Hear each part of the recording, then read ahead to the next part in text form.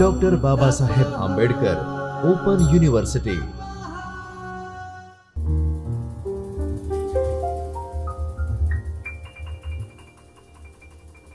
નમસ્કાર તાલીમાર્થી મિત્રો. Doctor Baba Saheb Ambedkar open યુનિવર્સિટીના શિક્ષણશાસ્ત્ર વિભાગમાંથી હું ડૉક્ટર હિના રાવલ આપ સૌનું સ્વાગત કરું છું. મિત્રો, આજે આપણે બીએડના પ્રથમ વર્ષના પેપર કોડ ES 116 ગુજરાતીનું અધ્યાપન, જેમાં વિભાગ 4 એકમ 16 માતૃભાષા શિક્ષણમાં નિદાનાત્મક અને ઉપચારાત્મક કાર્ય વિશે અભ્યાસ કરીશું. તો મિત્રો, આ એકમનો અભ્યાસ શરૂ કરતાં પહેલાં આપણે આજના અભ્યાસની રૂપરેખા જોઈ લઈએ કે આજે આપણે માતૃભાષા શિક્ષણમાં જે નિદાનાત્મક અને ઉપચારાત્મક કાર્ય છે, જેમાં શૈક્ષણિક સાધનોનું સ્વરૂપ, નિદાનની પ્રક્રિયા અને ઉપચારાત્મક શિક્ષણ, જેના વિશે અભ્યાસ કરવાના છીએ. તો મિત્રો, સૌપ્રથમ તો આપણે શૈક્ષણિક નિદાનનું સ્વરૂપ કે શિક્ષણમાં નિદાનનું સ્વરૂપ કયા પ્રકારનું છે એના વિશે જોઈએ. તો નિદાન શબ્દ આપણે જાણીએ છીએ કે મોટા ભાગે જ્યારે આપણે આ શબ્દનું ઉચ્ચારણ કરીએ છીએ ત્યારે આપણને એવું લાગે કે કોઈ બીમારી કે કોઈ બીમાર વ્યક્તિ સાથે જોડાયેલો શબ્દ હશે, કે આપણે જ્યારે બીમાર પડીએ છીએ એટલે તરત જ આપણે ડૉક્ટર પાસે જઈએ છીએ. હવે ડૉક્ટર આપણા શરીરનું નિદાન કરે છે અને યોગ્ય દવા આપે છે. તબીબી ક્ષેત્રે નિદાન અને શૈક્ષણિક ક્ષેત્રે નિદાન, આ બંને વચ્ચે ખૂબ તફાવત રહેલો છે. અને એ તફાવત એટલો છે કે તબીબી ક્ષેત્રે દર્દી ડૉક્ટર પાસે જાય છે, જ્યારે શિક્ષણ ક્ષેત્રે ડૉક્ટર એ દર્દી પાસે જાય છે. બાળકમાં જે શારીરિક ખોડખાપણ, કેટલીકવાર કેટલાક બાળકોમાં શરમાળપણું હોય છે, વિષમ અને અસહ્ય સાંવેગિક સ્થિતિ વગેરે અનેક કારણોને લીધે બાળકો એ શાળા જીવન દરમિયાન અવ્યવસ્થિત અને વિસંવાદિત બની જાય છે. અને તેથી બાળકોમાં એક યા બીજા કારણોસર જે જુદી જુદી ક્ષતિઓ હોય છે કે ખામીઓ હોય છે એ રહી જાય છે. હવે આ ક્ષતિઓ કે કચાશ એ શૈક્ષણિક રોગ છે. બાળકની આ કચાશ પારખવાની ક્રિયાને નિદાન કહેવામાં આવે છે. અને બાળકની કચાશ એ ઉગ્ર સ્વરૂપ ધારણ કરે તે પહેલાં તેને શિક્ષકે કે માતા પિતાએ પારખી લેવી જોઈએ. હવે આ જે નિદાન છે એ નિદાનની જે પ્રક્રિયા છે એની આપણે વાત કરીએ કે આપણે જાણીએ છીએ કે આજે શિક્ષણના જે અર્થ અને મહત્ત્વ છે એમાં આપણને ઘણું બધું પરિવર્તન જોવા મળે છે. અને એ પરિવર્તન એ નિદાનનું ક્ષેત્રને પણ વિસ્તારતું જાય છે. આજે શિક્ષણનો જે હેતુ છે એ બાળકોને ફક્ત વિષયોનું જ્ઞાન આપવા પૂરતો મર્યાદિત રહ્યો નથી, ત્યારે નિદાનનું જે ક્ષેત્ર છે એ મર્યાદિત બની રહેતું નથી. હવે શૈક્ષણિક નિદાનની જે પ્રક્રિયા છે એ પ્રક્રિયાના 5 સોપાનો સિમી રોસે આપ્યા છે. તે આપણે જોઈએ કે સૌ પ્રથમ સોપાન છે કે કયા વિદ્યાર્થીને મુશ્કેલી છે. બીજું છે કે ભૂલ કઈ થાય છે. ત્રીજું સોપાન છે ભૂલ શા માટે થાય છે. ચોથું સોપાન છે કે કયા ઉપાયો સૂચવ્યા છે. અને પાંચમું છે કે ભૂલ કેમ અટકાવી શકાય. હવે આ જે 5 સોપાનો છે એ સોપાનોમાંથી પહેલા 4 સોપાનોને સુધારાત્મક નિદાન સાથે સંબંધ છે, જ્યારે પાંચમું સોપાન જે છે એ ભૂલ થતી અટકાવી શકાય અને તેના માટે નિદાન થઈ શકે તે સાથે સંબંધિત છે. અને બીજી રીતે આપણે એને એવું પણ કહી શકીએ કે તાત્કાલિક હેતુ સુધારણાનું આ જે 5મું સોપાન છે તે છે. હવે જે નિદાનનું જે કાર્ય છે એ કાર્યનું સૌથી પહેલું પગથિયું એ નૈદાનિક કસોટી તૈયાર કરવી તે છે. નિદાન કસોટી તૈયાર કરતી વખતે કેટલીક બાબતો જે છે એને આપણે ધ્યાનમાં રાખવી જોઈએ. જેમ કે કસોટીની કલમોની પસંદગી એવી રીતે કરવી કે જેથી વિષય વસ્તુના બધા પ્રકારની પ્રક્રિયાઓનો સમાવેશ થઈ જાય. બીજું છે કસોટીની કલમો કઠિનાઈના ક્રમમાં ગોઠવવી. ત્રીજું છે બાળકોની કલમો કઠિનાઈના ક્રમમાં ગોઠવવી. અને ચોથું છે કે કસોટી રચતી વખતે ભૂલને કેન્દ્રમાં રાખવામાં આવે એ જરૂરી છે. આપણે માતૃભાષા શિક્ષણમાં નિદાન ઉપચારનો અભિગમ કેવી રીતે પ્રયોજી શકીએ તેની કેટલીક રૂપરેખા છે તે જોઈએ કે આ જે અભિગમ છે એ જોડણી શિક્ષણમાં નિદાન ઉપચારનો છે. ત્યારબાદ આપણે જોઈએ નિદાન ઉપચારનો અભિગમ કે વિદ્યાર્થીના ગુજરાતી લેખન વિશે સર્વસામાન્ય ફરિયાદો ઘણી બધી આપણને જોવા મળે છે. હવે વિદ્યાર્થીઓ જોડણી પ્રત્યે બેદરકાર રહે છે, લેખન શુદ્ધિ પ્રત્યે અરુચિ દાખવે છે, અનુસ્વારનો દોષો જે પાર વિનાના કરે છે.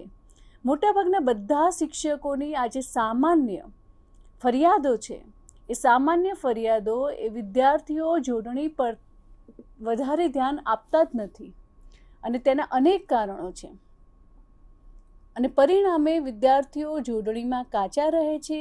આ સ્થિતિમાંથી રસ્તો કાઢવાના ઉપાયો પૈકી એક ઉપાય એ વિદ્યાર્થીઓની કચાશ પારખી તેને નિવારવા માટેના ઉપાયો યોજવા તે છે. આ કાર્યને આપણે નિદાન ઉપચાર કહીએ છીએ. હવે નિદાન કસોટી તૈયાર કરતી વખતે કેટલીક ધ્યાનમાં રાખવાની બાબતો. કસોટીની રચનામાં શબ્દોની પસંદગી વખતે જે શબ્દો એ સામાન્ય વપરાશમાં આવનાર હોય અને જોડણી વિદ્યાર્થીઓ ખોટી કરતા હોય તેવા શબ્દોની કરવી. અનુભવના આધારે અને શિક્ષક મિત્રોની સાથે ચર્ચા કરીને શબ્દોની પસંદગી કરવી. કસોટી માટે લગભગ 50 શબ્દો પસંદ કરવા. હવે આ શબ્દોની જોડણી એ કસોટી વિકલ્પ પ્રકારની રાખવી. ત્યારબાદ કસોટી રચના જોઈએ તો એની કેટલીક સૂચના હોય છે કે નીચે કેટલાક શબ્દોની જુદી જુદી જોડણી આપી છે. હવે દરેક શબ્દની આ જે જુદી જુદી જોડણી છે એ વાંચો અને તેમાંથી તે જોડણી સાચી લાગે તેના ક્રમાંક તે શબ્દની પહેલાં આવેલ ચોરસમાં લખો. તો મિત્રો તમે અહીં જોશો કે અહીં એક જ શબ્દ અલગ અલગ જોડણીના સ્વરૂપમાં લખેલો છે, જેમ કે અમારું, અમારું, અમારું અને અમારું.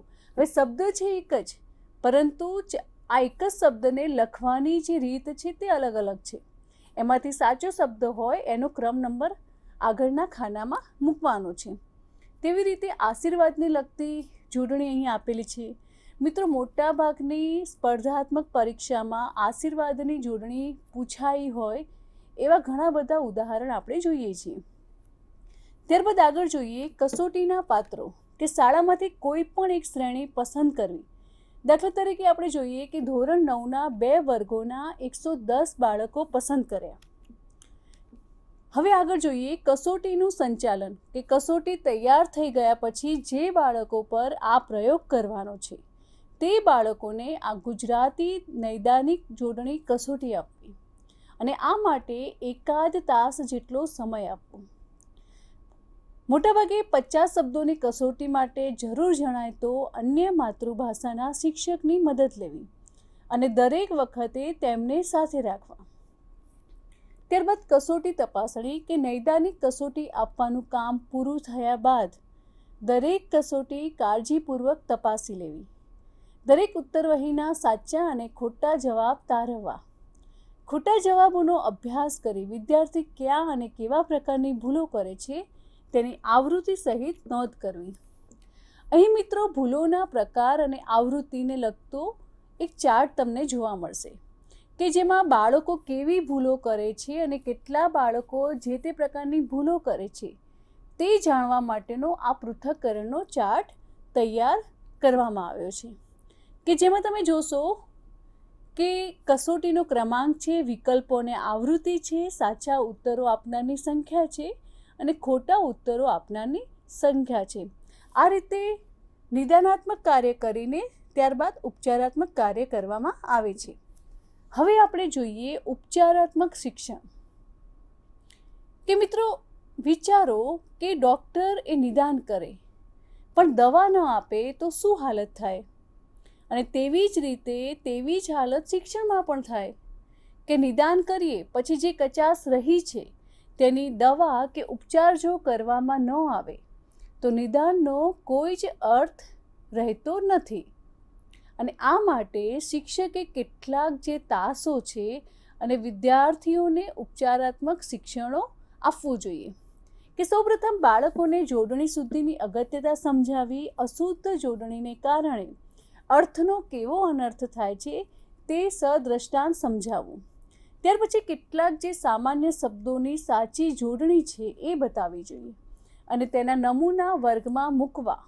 એક અને ઈત પ્રત્યયવાળા શબ્દોની જોડણી સમજાવી. નીતિ મતિ જેવા જે શબ્દો છે તથા જે અન્ય શબ્દો છે એની પણ સાચી જોડણી સમજાવવી જોઈએ. ઉપચારાત્મક શિક્ષણ આપ્યા પછી તેની જે અસરકારકતા છે એ અસરકારકતા તપાસવાનું મન થાય એ સ્વાભાવિક છે.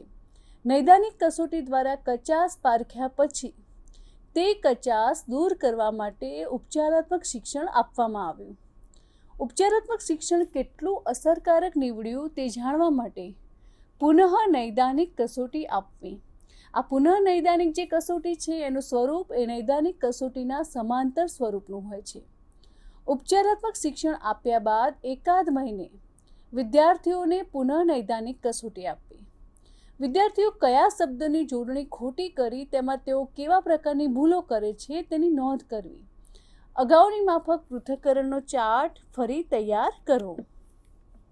નૈદાનિક અને પુનઃનૈદાનિક કસોટીની ભૂલોની જે તુલના છે એના વિશે આપણે જોઈએ કે જો ઉપચારાત્મક શિક્ષણ બરાબર આપ્યું હશે તો જોડણીના જે નિયમો બરાબર સમજાવ્યા હશે શિક્ષકે તો જોડણીની ભૂલો પ્રમાણમાં ઘટી હોવાનું માલુમ પડશે.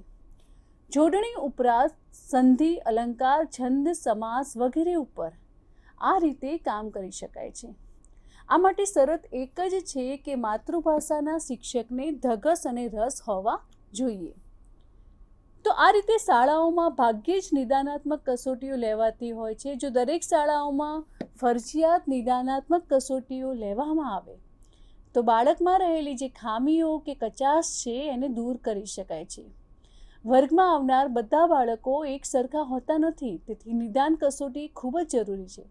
આજે આપણે જોઈએ છીએ કે શિક્ષણનો હેતુ એ બાળકોને ફક્ત વિષયોનું જ્ઞાન આપવા પૂરતો મર્યાદિત રહ્યો ન હોવાથી નિદાન ક્ષેત્રે ખાસ મર્યાદિત રહ્યો ન હોવાથી તેનું ખાસ મર્યાદા રહેતી નથી. શૈક્ષણિક નિદાન માટે સીસીરોસે જે 5 સોપાનો આપ્યા છે એ મુજબ નિદાન કરવું જોઈએ. તો આ રીતે નિદાનાત્મક અને ઉપચારાત્મક કાર્ય દ્વારા શિક્ષણની ગુણવત્તાને સુધારી શકાય છે. તો મિત્રો આ એકમના સ્વાધ્યાયના પ્રશ્નો આપણે જોઈએ. સૌપ્રથમ છે માતૃભાષા શિક્ષણમાં નિદાનાત્મક અને ઉપચારાત્મક શિક્ષણનું મહત્ત્વ જણાવી નિદાનાત્મક કસોટીની રચના કરો. બીજો પ્રશ્ન છે કે તમે નિદાન કસોટી તૈયાર કરતી વખતે કઈ કઈ બાબતો ધ્યાનમાં રાખશો. ત્રીજો પ્રશ્ન છે માતૃભાષામાં વ્યાકરણનો કોઈ એક એકમ પસંદ કરી નિદાનાત્મક કસોટી તૈયાર કરો અને પસંદ કરેલ શ્રેણીમાં અજમાયશ કરી પૃથ્થકરણ ચાર્ટ તૈયાર કરો. અને ચોથો પ્રશ્ન છે તમે નિદાનાત્મક કસોટીનું સંચાલન કેવી રીતે કરશો. તેમજ પાંચમો પ્રશ્ન છે ઉપચારાત્મક શિક્ષણ એટલે શું. પરીક્ષા માટે ખૂબ જ મહત્વનો પ્રશ્ન છે મિત્રો આ. તો આ રીતે આજે આપણે માતૃભાષા શિક્ષણમાં નિદાનાત્મક અને ઉપચારાત્મક કાર્ય વિશેનો અભ્યાસ કર્યો. હવે પછીના વ્યાખ્યાનમાં એક નવા જ મુદ્દા સાથે આપણે સૌ ફરી મળીશું. ધન્યવાદ. स्वाध्यायः परमं तप